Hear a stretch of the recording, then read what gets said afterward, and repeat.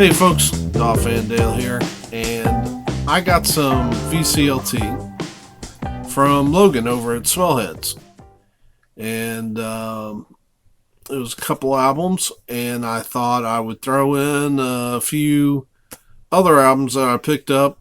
I probably could have put these in a thrift video, but hey, why not fill out a mail video with them, because they did come through the mail. So let's just dig into these albums. And first up, I was piddling around. I actually got this out of a Facebook sale. Just looks so cool. Orson Welles, War of the Worlds. Now, I do have a soundtrack, but I think that's more music, whereas this is the radio broadcast. And I thought it would be great to have. The original broadcast that panicked the nation. So, Orson Welles, War of the Worlds. This I've spun already. It's Charlie Brown. Charlie Brown's All-Stars, and it feels just like a like they lifted the soundtrack directly off the cartoon. And here is the back of it. So there's the back.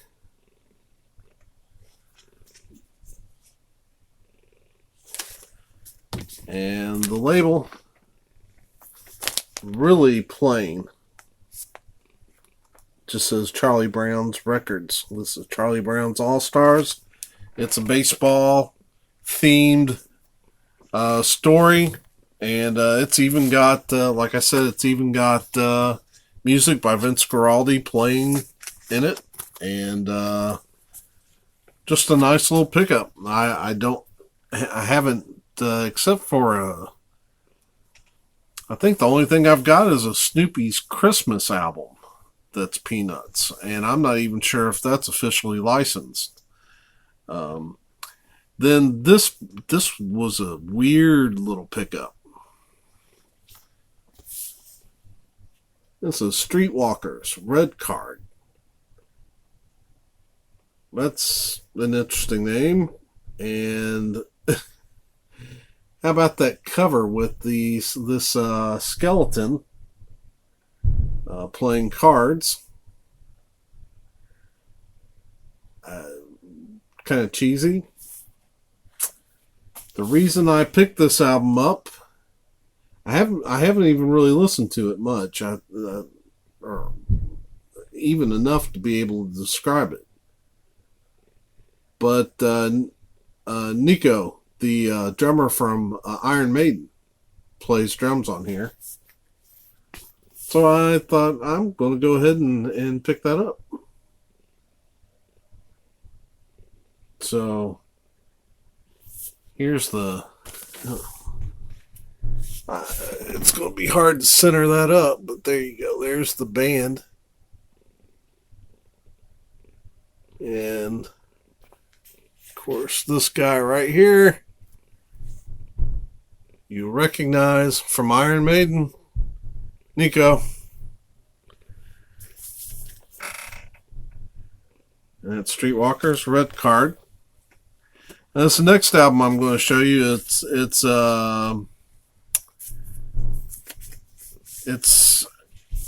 is Steve Taylor and the Danielson foil.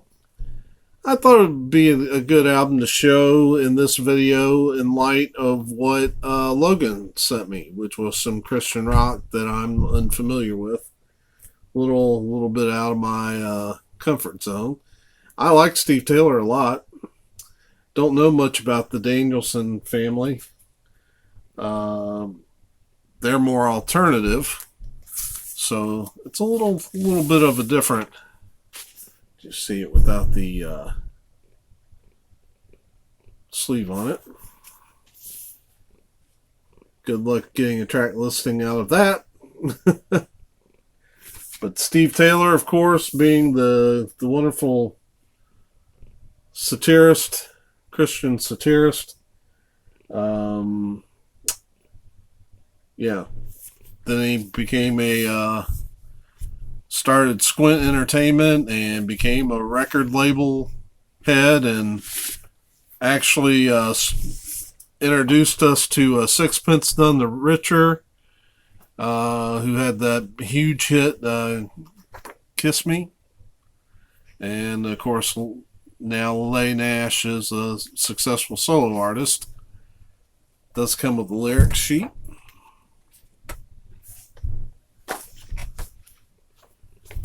And then he went to producing movies, produced the movie Blue Like Jazz, and a couple others.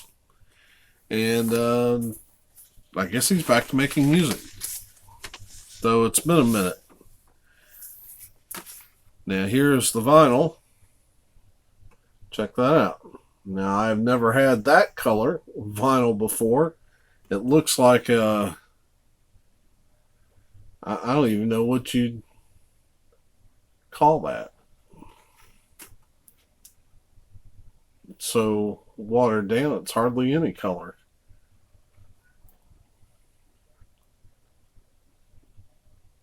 But it's interesting. I'm excited to hear it. As you might go back a few videos, I was showing Steve Taylor and the Perfect Foil. So I went ahead and picked up this EP, since it was really cheap being an EP. And then I got some VCLT. And it says, Dale, thanks so much for participating in my contest. Here's a couple of modern Christian metal albums for you to try. If they're not your speed, feel free to pass them on. Thanks, and keep this sacred. Logan Swellheads Network. I'll put a link in the description for Logan's channel. Just good down to earth kid. Well, I was about to say kid. Well, when you get to be my age, maybe this is why it's good for me to have young men like Logan, having an influence, because they keep me young and get me trying things that I might not try on my own, like this band. The first band he sent me, and I looked these bands up. I could have just done the surprise thing, but then when I saw, the first thing I saw was the stiffener with the message, and I thought, I don't want to just get on here and not talk about anything about it. Oh, here's a interesting album that I know nothing about. So, I'm not going to sit here and say I know a lot. This first album is by a group called August Burns Red. I was shocked when I saw that it was limited to 300 copies. And all right, so I went. The album is called Phantom Anthem. I went ahead and pulled the shrink because I wanted to be able to look at the whole album. It is a 2-album set. There's the gatefold. Then here is the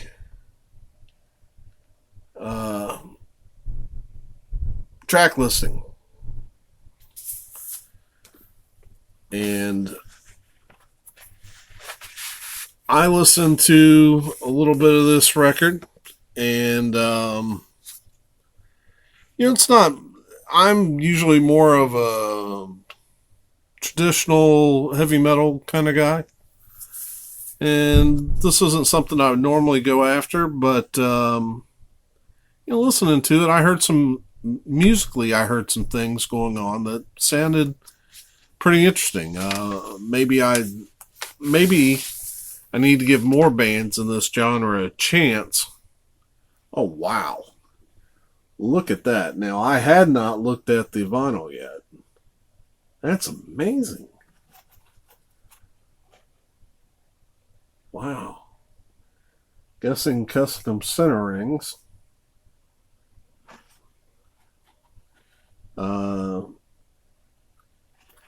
Yeah. So I did listen, and I liked the songs that I listened to, and heard some things musically going on that I really, there was some guitar work that was happening that I didn't think they did much of in this genre.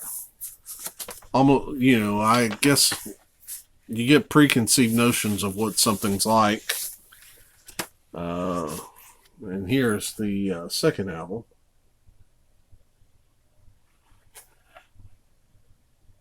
Oh.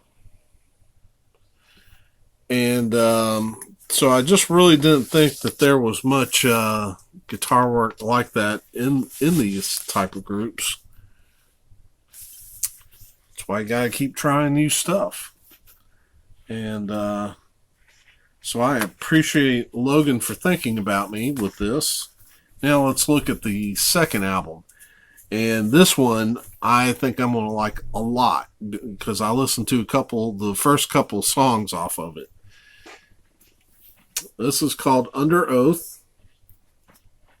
The album name is Erase Me, and it's a 180 gram vinyl tour edition with limited to 2,000 copies. I don't know. Look at that cover. It's an amazing cover.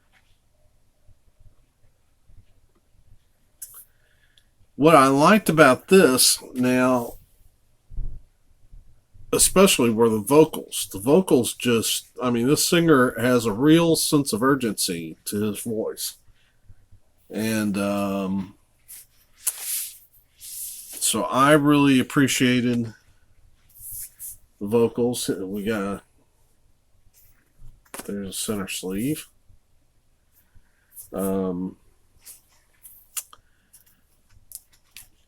Yeah, so I think of the two, I'll probably like this one a little bit better, but oh wow. Check this out. There's the vinyl on it. That's beautiful. This is Under Oath. And from what I read about them, this isn't a preaching band. In fact, I think they struggle with being called a Christian band. But a lot of bands have that. They don't want to be pigeonholed. They want to be able to make art. Part of that struggle of is it ministry? Are you trying to get a message across? Kind of a utilitarian type approach where it's just the music's just a tool for the message, or are you making art? And I think they want to make art.